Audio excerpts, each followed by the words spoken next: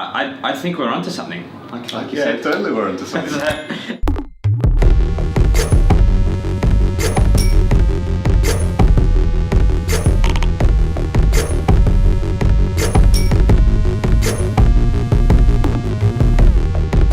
Alright, welcome back to Fail Fast, Hustle Hard. I am Mars, and this is my good mate Sharov, who is my co-founder for the project we're working on, Polynize. How you doing, Sharov?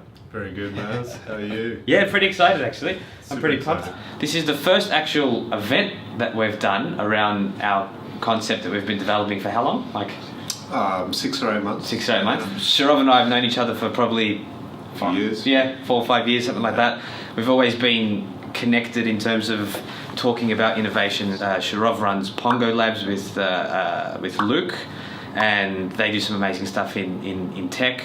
They're working on an awesome project called Touchpoint at the moment, which we'll get to that episode eventually. And basically, Sharov and I connected a while back, and we've always wanted to do something to work on a project together.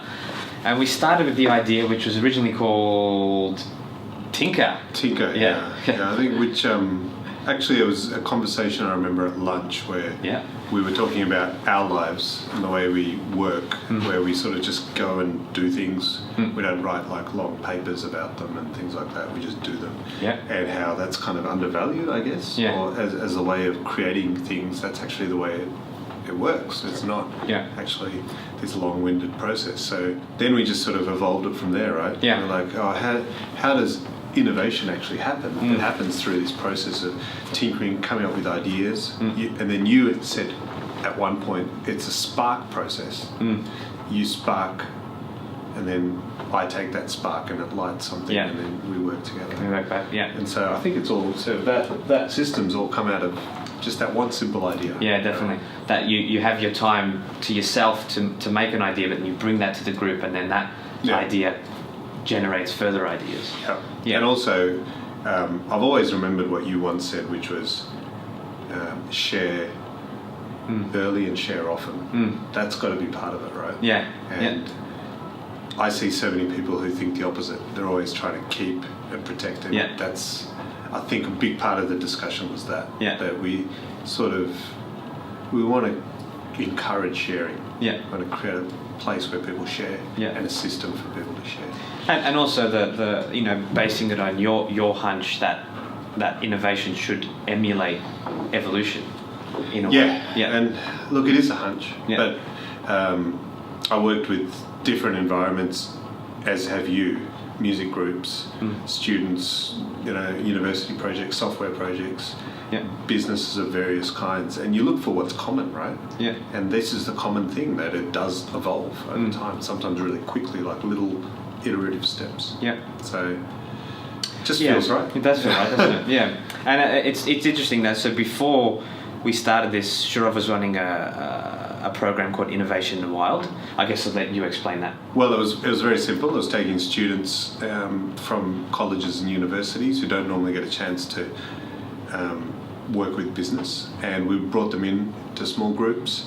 We gave them a project. We made the groups, so we kind of set it all up initially, and then let them run on an 8-week project. We asked them to come up with new ideas and turn that into a pitch, which then what got presented back to the business. So it's quite simple, actually, really simple thing to do, but no one's doing it. And the best thing that happened is these students, the way that they responded, they absolutely loved it. And the business has also got this whole new ideas that they never get from their employees, because this was outside their bubble as well. So when we first started talking about this, that project had just finished, and it was really fresh in my mind. And that's where I got a lot of enthusiasm from, that I can just feel it. I know this is going to work because I've seen it happen. You've seen it in action or in the wild. In the wild. But our hunch, or what we came up with last week, was to condense the core processes of the Polynize system into a card game and do it with a group of people. I think it's the right approach. Being a tech guy, sometimes I go straight to tech.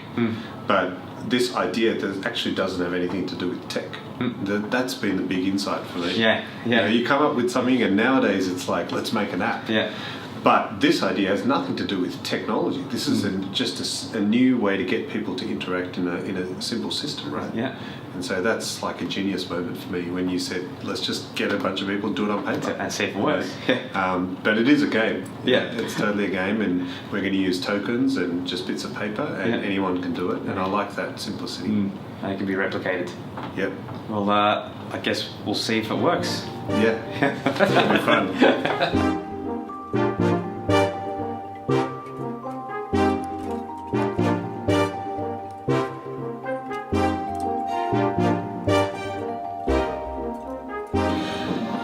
This is going to be really interesting, and first time ever, this is a world first. So this thing is called Polynize, and we've decided to prototype it or test it as a game. The basics of it should be able to be done by anyone, and we can do them with paper.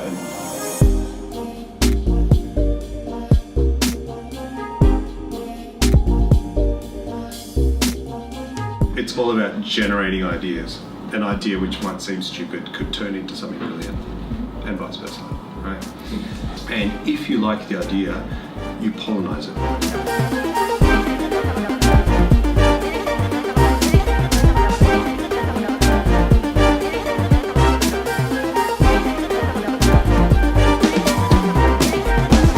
So that feels good. Well, not only that, I'm going to go to somebody I know that actually will use this idea. You know, we should do this more often just to come up with ideas. I'm joking. This is really What I like about that is this is actually a good idea. This is a really good idea as well, because one of the aspects that one of the things that you always talk about is the human interaction between, you know, the blossoming of an idea outside of the world of just sitting around, writing up. Yeah, just in your, behind your screen. Yeah. Which I think this could actually evolve into something completely new that no one's ever actually thought about. I think it could be quite brilliant. And you get lots of people in a room, and you could really start to generate a completely new business model around this very sort of game. I mean, it's great. To do crazy stuff with us. Thank you. Maybe we should. Really appreciate you. Thank you. Thanks, Brendan. I can see you're a mathematician. Did you like it? All right, so we finished the session.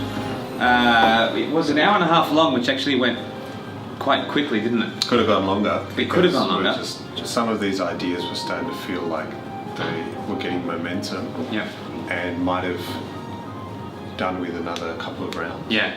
But having that many ideas running through, there's also a time issue, right? Yeah, exactly. And that's, I mean, I've got a page of notes, so I took notes of what we went through, but I think we're onto something. Like you said. Totally we're onto something.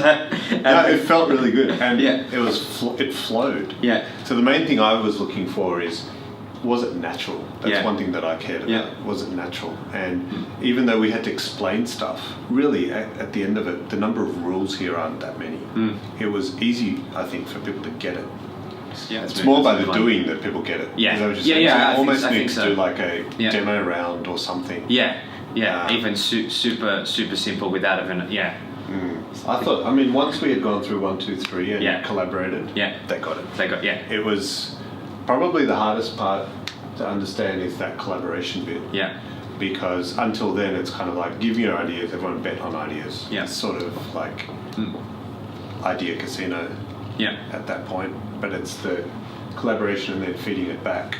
I was more interested in what happened after round 2 or 3. Yeah. The first round is more like a hackathon. Felt like to me. Yeah.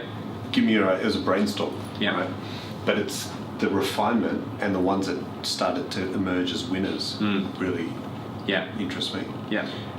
But I also really like the moment where Andrew split off.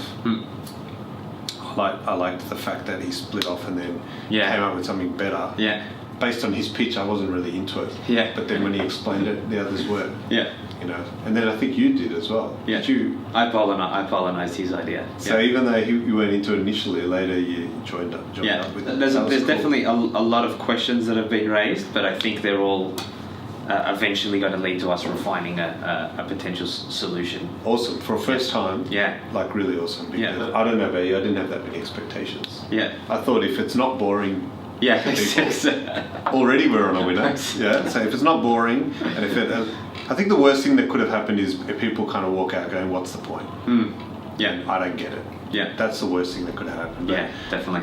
we got the opposite reaction. Yeah. We got the reaction that, okay, I know why you guys are doing this. Yeah. And it does work. Yeah. So that's awesome. Everything else is details. We can work it out. Cool. Looks like we're on the winner.